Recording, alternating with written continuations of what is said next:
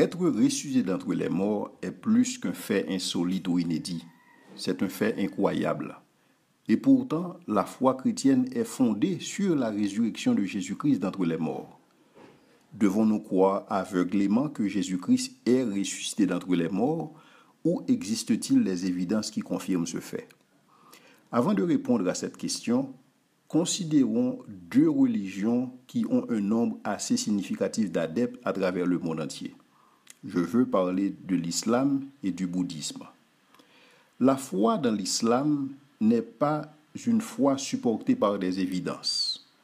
Quand on demande aux musulmans pourquoi ils croient en Mahomet, il répondra parce que le Coran nous demande de croire dans le prophète.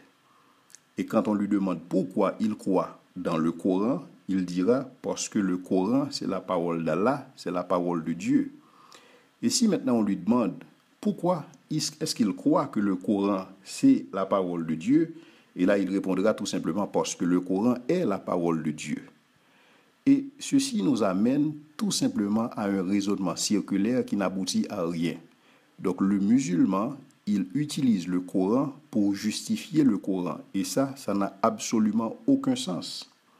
Pour le bouddhisme maintenant, lui, ça lui importe fort peu d'avoir des preuves pour justifier sa foi.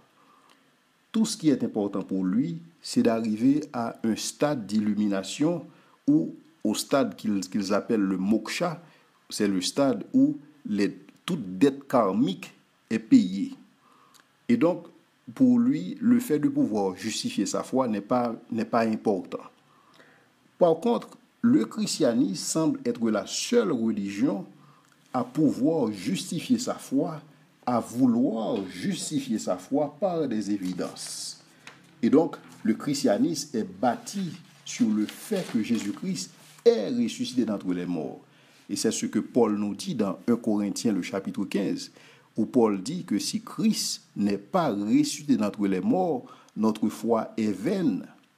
Maintenant, avec une telle déclaration, il convient de se demander quelles sont les preuves que nous avons pour croire que Jésus-Christ est effectivement ressuscité d'entre les morts. Donc, nous avons 12 preuves historiques sur le fait que Jésus-Christ est ressuscité d'entre les morts. La première preuve, c'est le fait que Jésus-Christ est mort par crucifixion. Donc Jésus-Christ, c'est un personnage historique et l'histoire retient le fait que Jésus-Christ est mort par crucifixion. Maintenant, pour ceux qui ont des doutes par rapport au fait que Jésus-Christ est effectivement mort, par exemple, le Coran dit que Jésus-Christ n'était pas mort sur la croix. Jésus-Christ était tout simplement assoupli et après, il s'est réveillé. Mais ce n'est pas ce que nous dit l'histoire, ce n'est pas ce que nous rappelle la torture par la crucifixion. Dans un article publié par la Société médicale américaine, nous trouvons leur constat par rapport à la mort physique de Jésus. Je cite: « Clairement, le poids des évidences historiques et médicales indique que Jésus est mort avant que son côté fût percé par la lance et supporte la version traditionnelle selon laquelle la lance, en pénétrant ses côtes du côté droit, aurait perforé non seulement son poumon, mais aussi le péricardique et son cœur, lui donnant la mort. Aussi, toute interprétation selon laquelle Jésus n'est pas mort sur la croix semble carrément bizarre au regard des connaissances de la médecine moderne. Et donc Jésus-Christ est bel et bien mort sur la croix. Et ceci, c'est un fait historique. Deuxièmement, Jésus-Christ fut enterré. Le tombeau de Jésus-Christ, son tombeau existe jusqu'à aujourd'hui. Et donc, c'est aussi un fait historique.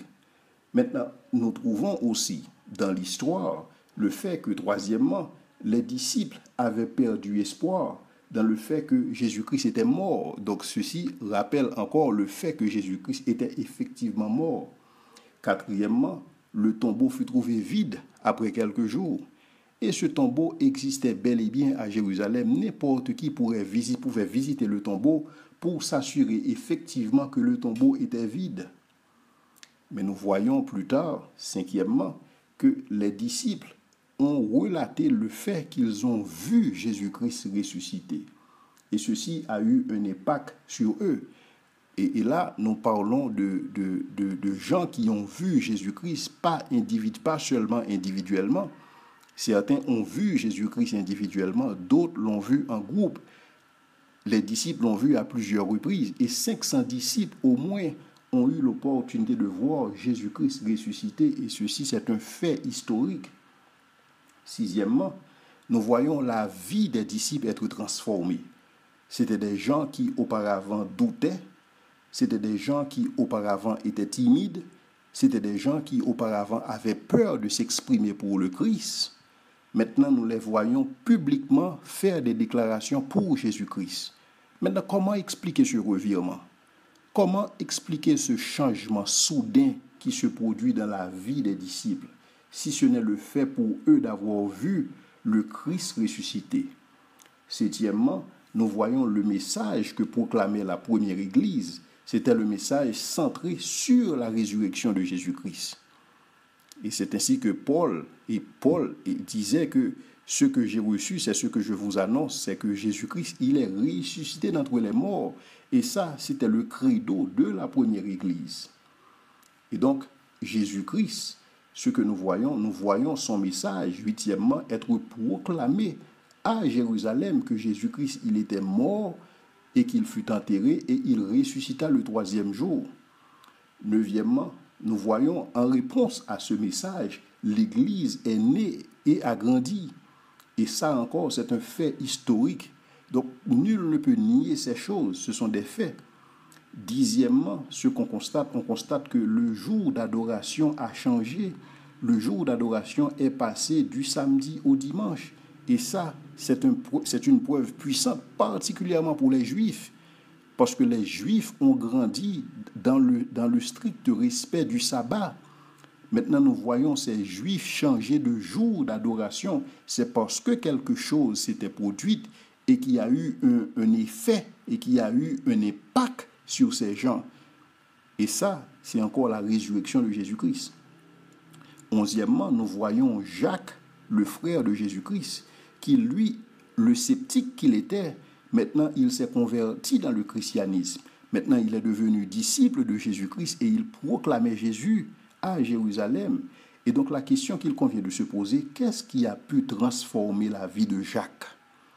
Qu'est-ce que Jacques a vu, sinon le Christ ressuscité, et qui a transformé sa vie? Douzièmement, et finalement, nous voyons Paul. Paul, lui, qui s'était donné comme mandat de détruire l'Église, de détruire la première Église de Jésus-Christ. Lui, il combattait l'idée que Jésus-Christ était ressuscité d'entre les morts. Mais ce que nous voyons plus tard, nous voyons ce Paul se présenter comme le disciple de Jésus-Christ. Pourquoi? Parce que Paul a eu l'opportunité de voir le Christ ressuscité et c'est ce qu'il atteste sur la route de Damas. Il a vu le Christ ressuscité. Et donc, il existe 12 faits historiques qui attestent et qui marquent le fait que Jésus-Christ est bel et bien ressuscité d'entre les morts. Le Jésus historique est ressuscité d'entre les morts. Et donc, quand plus tard, Paul va dire que si le Christ n'est pas ressuscité d'entre les morts, notre foi est vaine.